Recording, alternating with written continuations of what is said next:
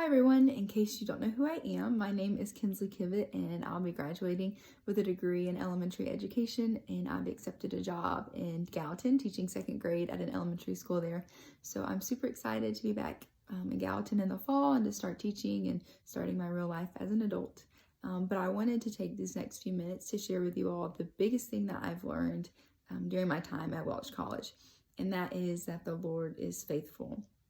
He has been so faithful to me throughout these past 4 years, and it's really become evident in my life.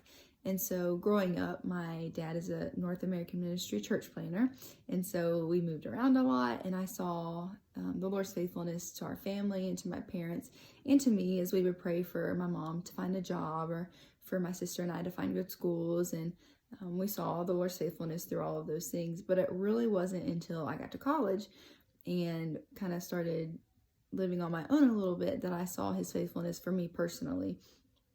And one of my favorite verses in scripture is Exodus 14:14, and traveling on Rejoice, I would give my testimony at a lot of churches, and I was always talk about this verse and what it kind of meant to me, but it's my favorite verse, and it has really, I guess, encouraged me throughout my times at Welch and through different situations. But it says that I, the Lord, will fight for you, and you have only to be silent.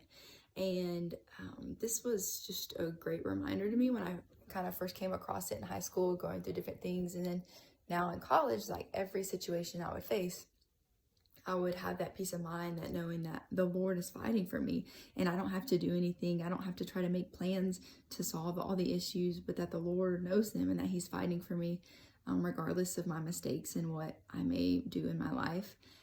And I guess the context of this verse, it's Moses has led the Israelites out of Egypt, out of the bondage, and they get to the Red Sea and they see this big sea, this big obstacle in front of them, and they begin to question God and they say, why would you leave us? Why would you bring us out from the bondage and bring us away from our families just to have us here to come and die?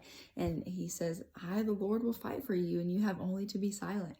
And when I heard that and kind of knew the story behind it, and wow, like the Lord fought for them and he's going to fight for me. He delivered them from the bondage and they got through the Red Sea and ended up in the promised land. But for me, he's fighting my every battle. And so that's really been the biggest thing. And through every situation, I've seen him come through. I've seen him provide. I've seen him open doors that I never could have even dreamed or planned for myself. And I'm a planner. I love to plan.